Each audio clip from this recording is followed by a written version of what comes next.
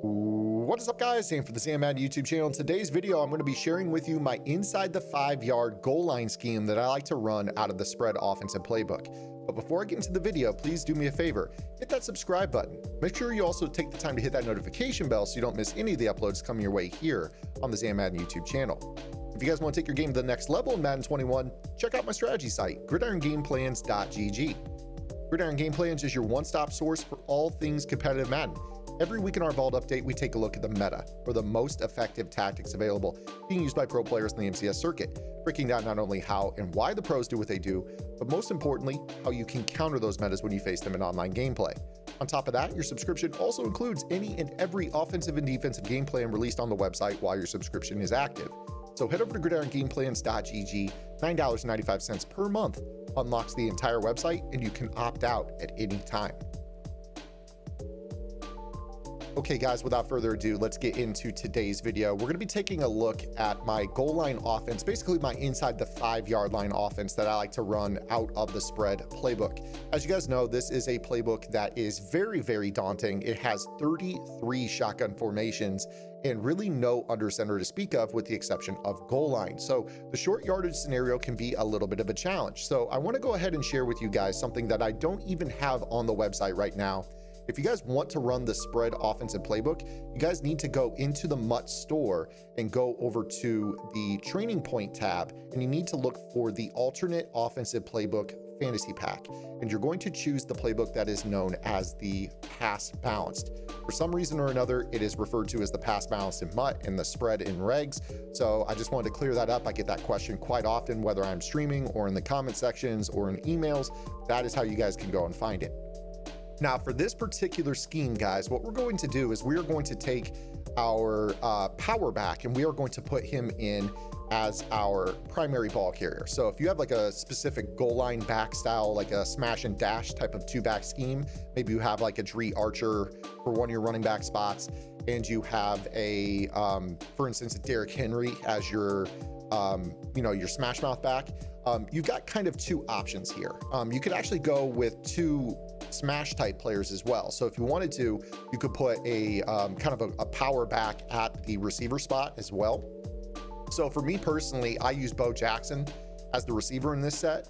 And then I've got Herschel Walker as my actual halfback that is offset next to the quarterback.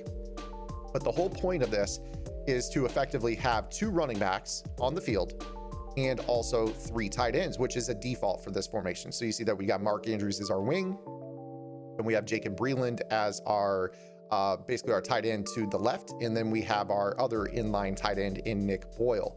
Now for this, I think it's really important that your tight ends be guys that have solid catch in traffic. Bare minimum, they need to have good short route running. And I'll kind of explain why here. We aren't going to have a hot route master, but the way that I break down this offense, there are a lot of hot route master quarterbacks that also get escape artists at this point in MUT. If you guys play regs, Lamar Jackson's going to be just fine. There's going to be enough of a passing offense out of this that you could be fine without the hot route master. So let's go ahead and get into how I like to run this. So depending on what your approach is, how comfortable you are passing, what I like to do is I like to make sure that I have basically a inside zone as an audible, and then I actually really like the 0-1 trap as an audible as well. Now from here, it's kind of up to you what you want to do. Being that this is more of a short yardage scheme, I would probably get rid of the play PA double post and go with something a little bit more spacing oriented, like Ohio spacing, or honestly, you could stick with mesh sit because it's a nice little mesh concept. I tend to avoid the user over the middle of the field when it comes to trying to throw down on the goal line, because they're just basically going to sit there over the drags and try to take away the high point throws to the back of the end zone. So having 3 routes that mesh over the middle is really not as appealing to me in that spot. If you want to, you could go with power O. Honestly, it's kind of up to you what you want to do with that remaining play. I do like to keep the play stick not vertical as an audible. And the way that I will run this is I will come out with the receiver on the short side of the field, and I'm going to come out in the jet touch pass. Now, defensively, I want to explain how easy this is, because obviously when you're inside the 5 and they see goal line personnel, most players are going to immediately go into, your 60 base goal line. We talked about this here on the YouTube channel almost 2 months ago, with the 60 out jacks being the best, basically the best goal line defense to stop fullback dive. Now, let's go ahead and just kind of explain that here. So if I were to set like 60 out jacks here, you could come out in that or basically the play 60 out. Obviously, that is a zero blitz. So you're baiting them into basically man coverage down here on the goal line. And if they don't want to meet your goal line personnel with goal line personnel, you can simply put audible down into the regular goal line. Now I'm going to get into the actual goal line stuff here in a moment. It's kind of obvious, it's super meta, so I'm going to leave that towards the end. But the real drill here is that if you catch them in goal line, this is a touchdown. You're just going to run the jet touch pass, and you're going to get outside, follow your blockers, and obviously get in for the touchdown. You see right there from the 5-yard line, you're guaranteeing yourself, you know, bare minimum, you're going to be able to guarantee yourself roughly, you know, 4 yards on this touch, which is really what you're looking for down here inside the, you know, inside the 5-yard line. A lot of times I'm going to be running this only inside the 3-yard line. So obviously, as you can tell right here, you know, the further you are towards the goal line, the more guaranteed this jet touch pass is going to be against goal line. If they have good like pursuit and things like that, obviously that can be a little bit of a challenge for you. But just generally speaking, I mean, this is easy. I mean, you're just going to get in really simply put with that. Now, the problem is here that so many players are going to be worried about the jet touch pass that they're not going to want to call goal line against this. So more often than not, you're going to face players that like to come out and meet you with, you know, 3-4 type package, or maybe a 4-4 type package, or in general, they're probably not going to be running any of this man coverage stuff either. And we'll get to that in a moment. But basically, let's go ahead and kind of show what I'm talking about here. Like if they go and they decide to run like here's like 4-6 bear under, some sort of like regular, you know, coverage that they're gonna, you know, run first defense that has some decent base coverage out of it. You know, they're still gonna line it up inside, trying to stop the inside run, which is what makes this so great, is that, you know, you can get to the outside. Now, obviously here, you know, this isn't MUT. Your blockers aren't, you know, the best players in the world. You know, if you catch them overstacking their alignment, obviously you flip, they're gonna have to play the flip game with you. Another thing I like to do, obviously, is if they're loading up on this, I love to check into the inside zone, just because this is such a quick hitter. You know, obviously you can pound that in. It doesn't have to be just the jet touch. So, you know, it's kind of the jet touch is there to keep them honest. If they really like move players to the outside to keep you funneling the run inside, that's going to make hitting your inside zones better.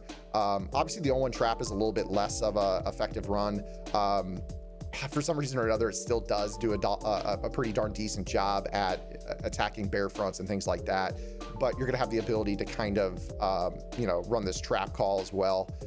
Great run for the short yardage scenario. So you have the inside zone, you have the 0-1 trap. One's a zone block, one's a man-on-man scheme, which is a little bit harder to gap shoot. And then you've got the jet touch pass. So that's really simple, right? Now let's go ahead and move this ball back out a little bit.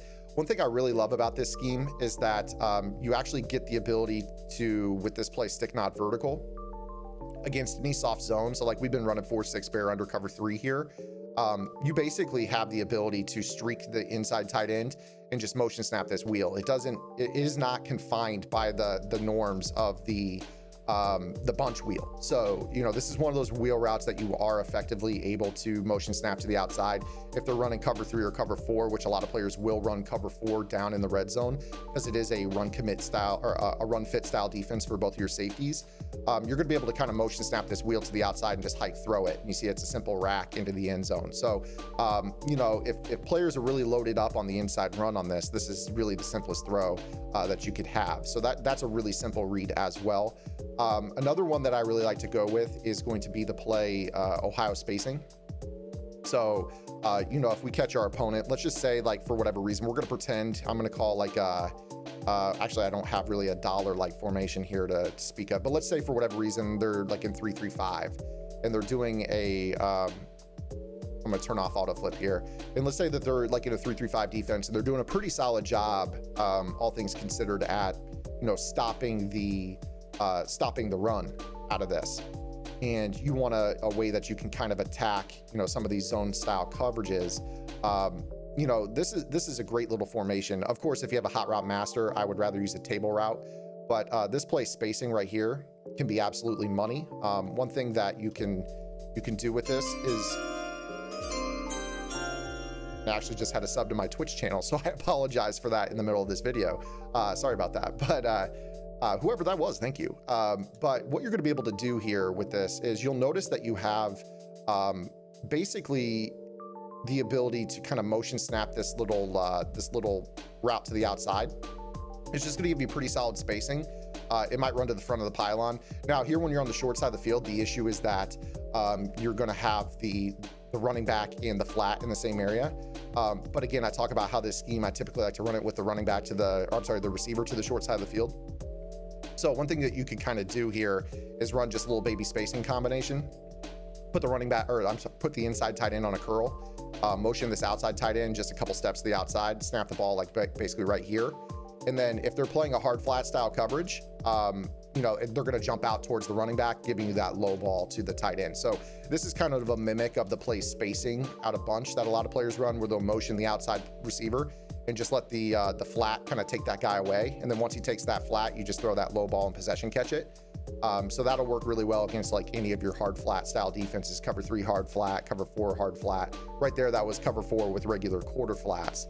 But let me go ahead and show that to you again here with, you know, like a hard flat style coverage. So if I go into, let's go into concept, go to cover 3. So like say that you're facing like a base front, you know, like a cover 3 hard flat. This route combination is super simple because all you're going to do is snap the ball when he gets out to the numbers. The running back's going to pull him. And then this is like literally the easiest throw in the world. Just a little up, low ball pass lead and possession catch to fall down. So any type of hard flat zone that is, you know, cover 3 or cover 4 based is going to be super simple. Obviously as well, you do have the ability to go straight up 4 verticals against, you know, a cover 3 down in the red zone as well, because the seams open up really well and you can just motion snap this guy and kind of read left or right and throw that ball to the back of the end zone. That's another way that you can attack cover 3, you know, coverage in the red zone. So, you know, this is obviously a really, really simple, you know, passing scheme to kind of mix in. Another thing that I really like to do with my hot route master is low ball corner routes, especially against, you know, cover 3, cover 4. Now, granted, I don't have any plays here to show you that have a tight end on a corner route. Well, actually, I do. I've got this stick nod vertical. I don't think it's going to show nearly as well as I want it to here, but we'll give it a go. I like the hot route master version a lot better because this route is a little too steep for me. I like the one that breaks a little bit more flat. But basically what I'll do is I'll put the, you know, the tight ends on. Let me move this back just a little bit because I'm trying to mimic this. I'll put these tight ends on corner routes, which break at 7 yards by default. And then what I'll do is I'll basically have, you know, a flat. So you see right here, like I could put Andrews on a flat. And then what ends up happening is I could throw kind of a low ball right on the outcut of this tight end, right, you know, here where a corner would break. Obviously it's a lot quicker break. So let me go into the replay and kind of show you what I mean. A square out doesn't work nearly as well, but basically the way this would work is the tight end would cut right here and get into this area in which I low ball it, you know, and catch the ball in this little area. Obviously here with the square out, I've got to wait for him to clear behind it and then low ball it. So it's basically the same concept, but the corner route is open sooner. So it, you know, once this tight end gets to basically this point, 7 yards downfield, he like hits into this area of the field where you will low ball it and this hook won't play it. So that's another throw I'll make.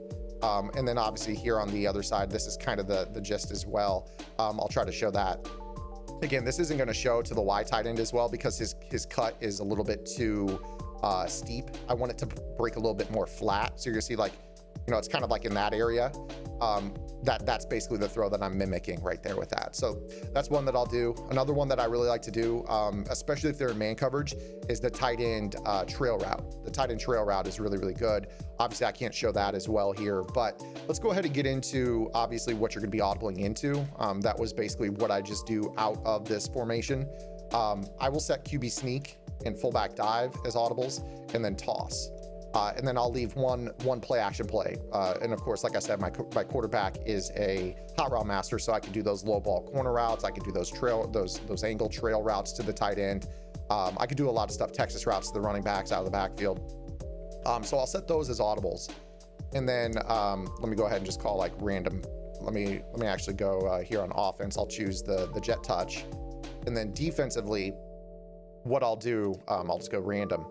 So like, let's say I'm like down here around the 2. This is like the perfect scenario in which I'll come out in the jet touch pass and I'll think to myself like, okay, can I get outside? I don't really like the front right here. I've got, you know, 3 guys stacked on the line. I've got safety over the wing tight end and an outside corner. I don't think that looks good. Let me go ahead and audible down because I've got QB sneak. So boom, right into QB sneak. As soon as he gets there, snap, and then you're just going to fall forward, and that's going to be a touchdown. So, you know, like that's a free 2 yards in the event that they actually try to play the the jet touch pass. I'll just check down into this and be able to kind of get the yardage that I'm looking for. Again, that's going to be, you know, touchdown. And in that spot, I'm probably gonna no huddle as well. And of course, you know, you always have the ability to audible down into the fullback dive, which we all know at this point is super meta. You could either snap the ball quick, or, you know, you could do this and then just snap the ball and then follow your blockers up inside and pick up the touchdown. So, you know, if they're really worried about the jet touch pass, the audible down into the goal line is a real problem. For me personally, I'm not as big a fan of the jet touch pass to the right. I just feel like sometimes it doesn't block the way I want it to. It's a little bit more passive, like you saw right there. We struggled to get that block. But I do love the jet touch pass to the left. So, you know, in this spot, if I were to be, you know, first and goal from the 1.5, 2 yard line, I do play the flip game as well. Try to get them, see if I can get them to flip their nickel corner.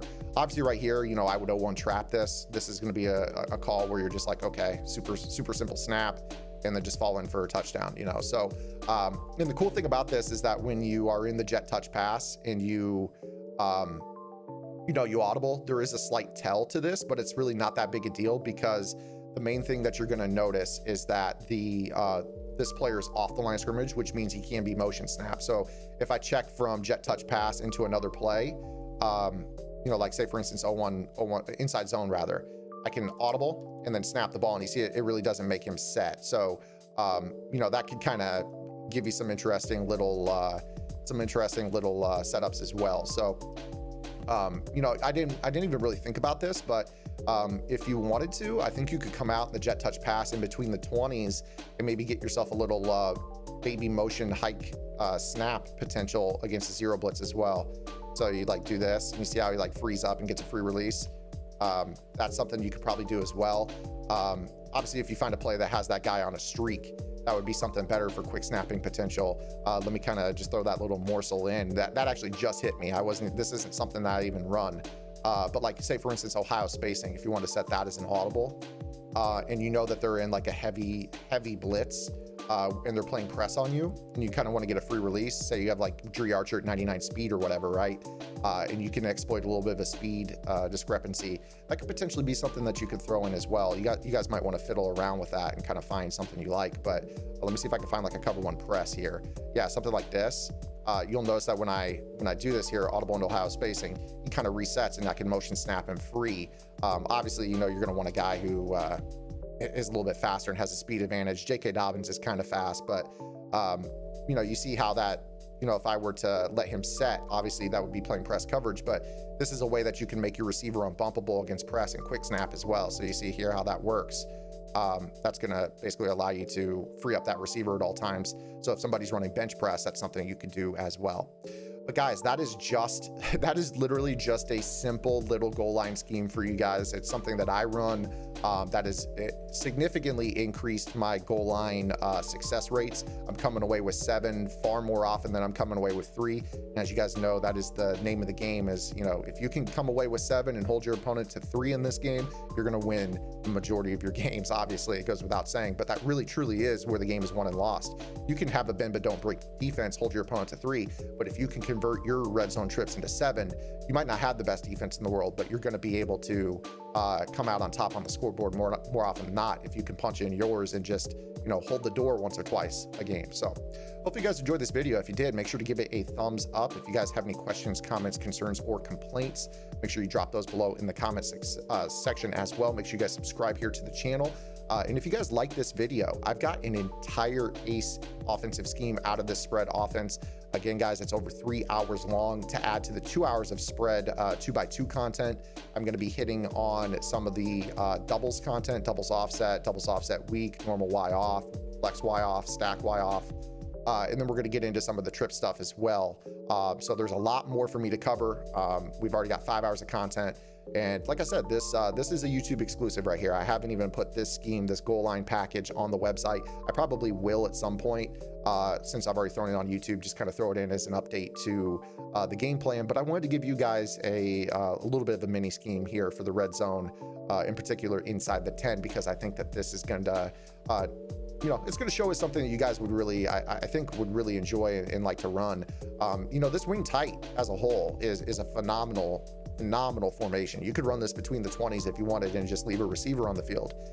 It is a great little formation. So hope you guys liked it. Make sure you guys go check out Gridiron Game Plans. You guys can get the rest of the spread offense for just $9.95, and that unlocks everything on the website, all the game plans, and every single vault update, including the ones that you missed if you weren't already subscribed to the website. So I'll see you guys tomorrow. Until then, this is Zan. Get in the lab and good luck.